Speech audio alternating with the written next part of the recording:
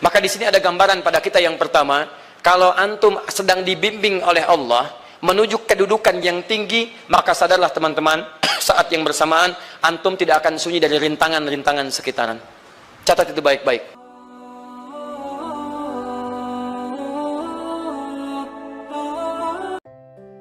Seorang yang akan diangkat derajatnya oleh Allah Subhanahu wa taala dengan derajat yang tinggi akan menghadapi hambatan-hambatan yang tidak mudah. Jadi Nabi Yakub sebetulnya mengingatkan kepada Yusuf, Ananda, kamu ini akan diberi kedudukan oleh Allah. Ingat betul, sepanjang Allah mengangkat seorang hamba, maka akan ada ujian yang menyertainya. Tafsir terbaiknya Quran surah kedua ayat 214. Quran surah 2 ayat 214. Paling kanan sebelah bawah. Tahan sebentar. Saat dikisahkan itu Yusuf masih kecil atau sudah dewasa? Masih kecil. Antum lihat? Belum. Tahu dari mana? Allahu a'lam. Quran memosisikan Yusuf dalam kondisi saudara yang paling kecil dengan adiknya Bunyamin. Artinya yang lain lebih tua, lebih kuat, dan lebih mudah untuk bisa mengondisikan berbagai hal. Kalau dikisahkan itu pada saat awal, perhatikan, bisa muncul kecemburuan pada yang lainnya, bisa muncul kemudian dendam di yang lainnya, bisa muncul kemudian diakumulasikan jadi makar untuk mencelakai Yusuf. Bapaknya paham, kalau anak saya kemudian dari kecil sudah cerita seperti ini, dia belum punya kekuatan untuk mengatasi itu semua. Maka di sini ada gambaran pada kita yang pertama, kalau antum sedang dibimbing oleh Allah menuju kedudukan yang tinggi, maka sadarlah teman-teman, saat yang bersamaan antum tidak akan sunyi dari rintangan-rintangan sekitaran. Catat itu baik-baik. Anda kedudukan biasa, naik luar biasa, maka hambatannya itu akan semakin meningkat, tidak sama dengan sebelumnya. Anda orang kecil, diuji dengan ujian kecil. Anda orang menengah, diuji dengan ujian menengah. Anda kedudukan yang tinggi, maka akan diuji dengan kedudukan yang lebih tinggi lagi. Maaf, Allah tidak akan menguji dedaunan dengan angin yang menerpa akar. Pasti berbeda. Karena angin ketika kedudukan semakin tinggi, maka angin semakin kencang akan menerjangnya. Yuk kita turunkan. Jenis ujiannya bisa 3. Bismillah. Tenang aja mas ya. Antum lihat aja, tulis ya. Biar saya ngapus, insyaallah. Perhatikan baik-baik. Sini. Kedudukan bersanding dengan ujian. Kalau rumus fisikanya, F berbanding lurus dengan P. Gaya berbanding lurus dengan tekanan. Jadi kalau antum misalnya, rumus asalnya F1 sama dengan F2, gaya gerak sama dengan gaya torong. Kalau dikembangkan ke sini, tenaga kecil begini, maka yang bunyi kecil. Kalau besar, semakin besar lagi. Nah, memahami rumus ini, F sama dengan P. F berbanding lurus dengan tekanan. Ada gaya tekanan juga yang cukup kuat. Ketika antum pukul kencang, suara kencang. Tapi ini lebih sakit kan? Tekanannya lebih kuat. Itu agak berbeda. Itu dalam persepsi positif. Dalam persepsi negatif juga bisa. Gaya berbanding lurus dengan tekanan. Semakin orang banyak gaya, semakin tertekan hidupnya. Ya? Tanya. Sekarang lihat sini. Rumus ini kalau kita turunkan lewat ayat, am hasibtum an tadkhulul jannata. Apakah Anda akan duga begitu mudah masuk surga? Walamma yatikum mathalul ladzina khalau min qablikum. Sementara Allah belum menguji Anda seperti orang dulu yang dijamin surga mendapati ujian. Apa jenis ujiannya? Ini manhaj hidup kita dan kita berhenti di sini. Maaf, saya mungkin hanya 5 ayat dulu untuk hari ini ya. Massathumul ba'sa. Ujian pertama disebut dengan ba'sun. Jamaknya ba'sa. Ba'sa. Ini masih ringan. Misal, jarang ke masjid, sekarang mulai ke masjid. Begitu antum ke masjid, Allah kasih ujian. Sesuai dengan kadar niat antum. Kasih hujan gerimis. Ke masjid gak? Itu ba'san. Begitu antum ke masjid, orang Arab katakan, nazil matar. Turun hujan. La ba's, la ba'sa, la ba'sa. Gak ada masalah. La ba'sa, tidak ada masalah. Serap ke dalam bahasa Indonesia, lewat. Labas. Labas, lewat. Ringan. Berarti, kalau antum diuji dengan yang ringan, maka antum kadarnya masih ringan, akan dinaikkan kepada yang menengah. Akan yang menengah. Hati-hati betul. Kalau antum belum lulus yang di sini, maka antum akan terus sampai di sini, sampai lulus di sini. Sampai lulus. Antum mau berangkat ke masjid gerimis misalnya.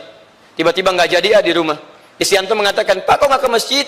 Hujan mah, kan cuman gerimis." Takut teriak, Masya Allah. Padahal antum misalnya belum kuat untuk berangkat. Maka antum akan terus diuji di sini. Lihat rumusnya, Quran surah kedua ayat 286. La yukallifullahu nafsan illa. Allah tidak akan pernah menguji seorang hamba di luar kadar kemampuannya. Jadi kalau antum masih ujian yang ringan, antum diberikan yang ringan. Antum naik menengah, diberikan yang menengah. Antum naik lagi level tinggi, diberikan ujian yang berat. Menengahnya disebut dengan darrun. Waddarra, dari ba'sun jadi darrun.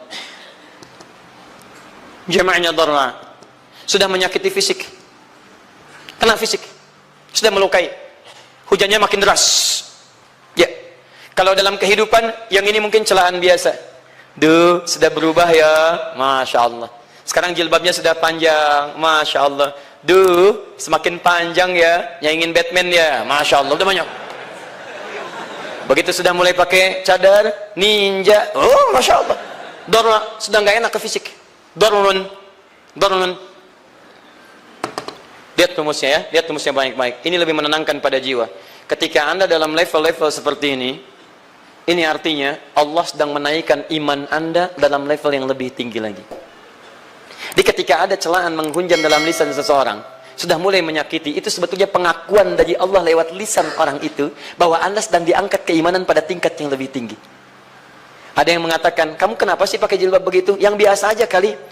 Mah, yang iman biasa sudah banyak. Saya ingin menampilkan keimanan yang luar biasa. Supaya dengan iman itu saya lebih mendoakan mama.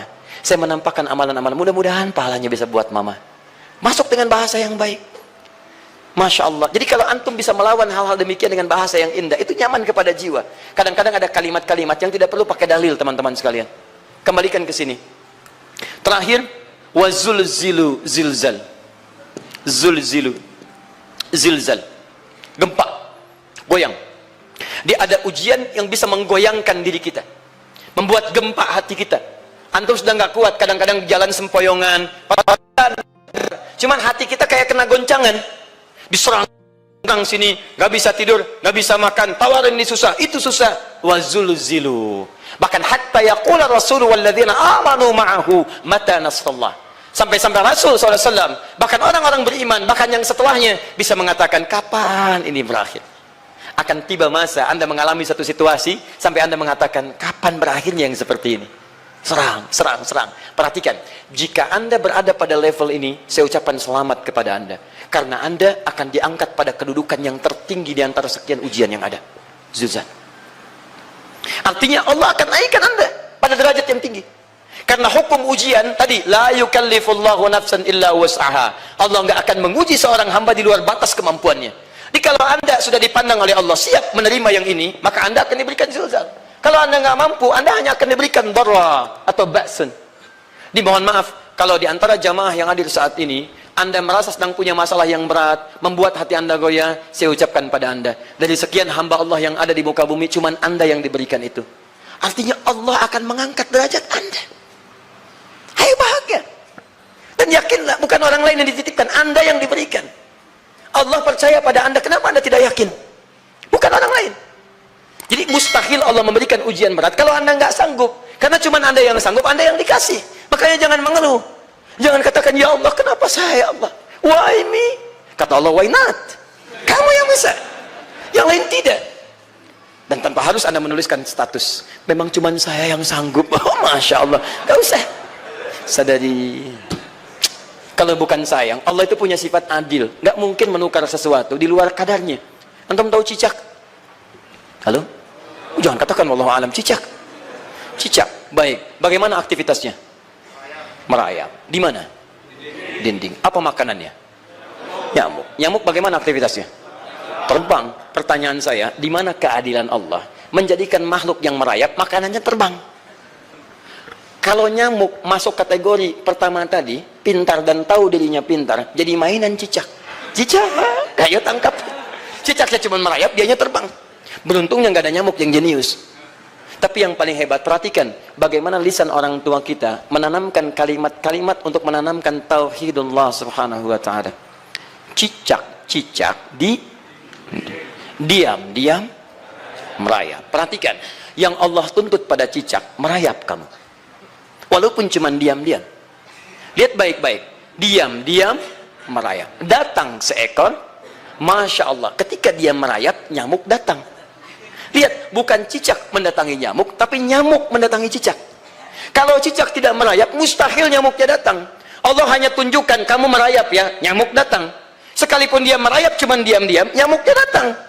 Jadi hukum Allah itu kalau dipatuhi, nikmat kehidupan. Cicak gak merayap, nyamuk gak datang. Cicak merayap, nyamuk datang. Datang seekor nyamuk. Setelah itu, silahkan. Ya. Jadi kalau kita teman-teman ikuti hukum Allah, mau berat, alhamdulillah. Mau ringan, alhamdulillah. Ya mau sedang, alhamdulillah. Begitu diangkat, artinya ada pengakuan dari Allah, iman kita akan diangkat.